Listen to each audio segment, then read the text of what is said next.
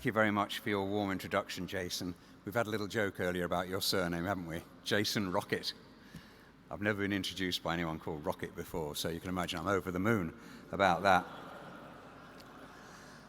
I would love to say, first of all, thanks to everyone at Potter Space for hosting this event and creating this absolutely awe-inspiring space. It's amazing, isn't it? Great to be here in Droitwich to talk about the brilliant county of Worcestershire and how we can boost its thriving local economy.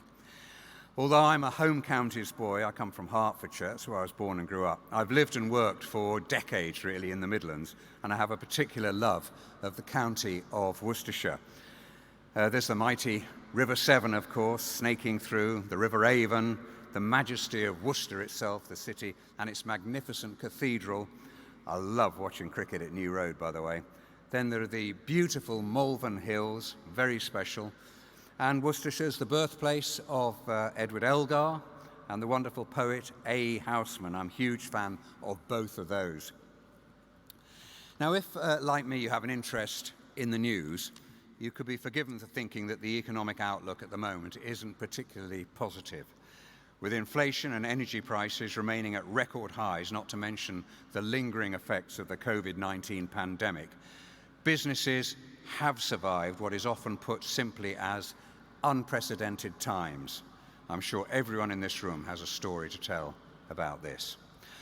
Well, the good news is that despite this stormy outlook, recent forecasts from the British Chamber of Commerce suggest that we may avoid a technical recession in 2023 and that inflation will continue to slow. This can only be good news for every business that's weathered these headwinds and continue to innovate. With over 31,000 businesses in Worcestershire alone and employment rates above the national average, this county has the potential to become an economic powerhouse, but as ever, there are some roadblocks to overcome.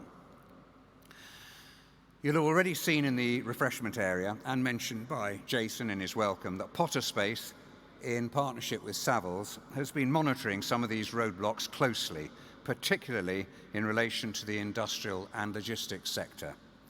Rather than simply identifying the problems, the Potter Space team have been working hard to find some possible solutions, with their research revealing that a fundamental barrier to growing the economy is that demand for commercial space outstripped supply in what can only be described as epic proportions. As businesses have gone remote or hybrid and the demand for office space has slowed, research has shown that demand for industrial units and warehousing has risen through the growth in e-commerce, onshoring and light manufacturing. This, in turn, is a reflection of businesses up and down the country succeeding in the most difficult circumstances and continuing to expand. This is all well and good and exemplified by everyone in this room, but businesses can only expand if there's available space for them to do so. What you might not realize, sitting in this amazing and vast space here, is that this size of warehouse is part of what is known as the small to mid-box segment of the industrial and logistics property market. It's bonkers, isn't it? I'm seeing some very surprised faces, and I do agree, calling this space small to mid-size seems shocking, really, but I have to go with what they tell me. The interesting thing about this segment of the market is that spaces like this account for almost 95% of all industrial and logistics properties across England. These are the spaces that help businesses to grow, and this is where the action happens, with household brand names including DHL, DPD and GXO utilizing them for their nationwide reach. And it's these kinds of spaces that we need more of. Potter Space's research proves how vital industrial units like this one are to the economy. With an unconstrained supply, the small to mid-box industrial and logistics property segment has the potential to generate an estimated £1.7 billion in GVA per annum in England.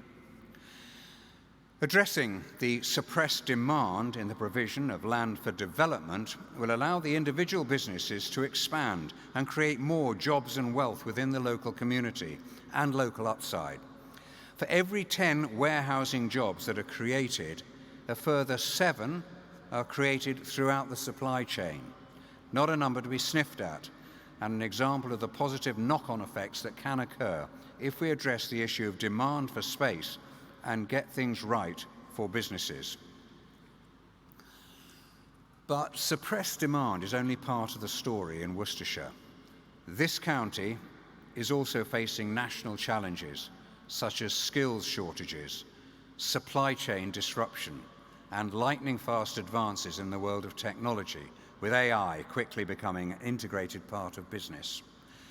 Environmental challenges will also come to the fore over the next few years as the government's net zero by 2050 targets approach, and it'll be vital for all businesses to have concrete ESG strategies in place.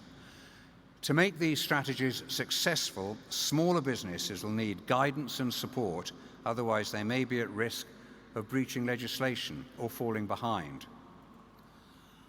Well, I'm not going to spoil the brilliant discussion that's due to take place imminently. What I will say is that everyone has a part to play in addressing and averting these potential issues. Potter Space knows through their research that it's only through collaboration and joined-up thinking across industry, government, and local government that an answer can be found. By coming together on days like this to pool combined knowledge and ideas, Worcestershire has outstanding potential to lead the way when it comes to ensuring that all businesses have the right environment in which to grow. Well, it's now time for me to hand over to Anna again and our expert panel, but before I do, some of you may have seen me pulling people from the crowd to answer questions with the help of my lovely assistants, Leon and Megan. I'll be continuing this in the second half of our networking morning and look forward to getting your views on the business landscape in Worcestershire and how we can continue to boost business in this absolutely brilliant county. Thank you very much.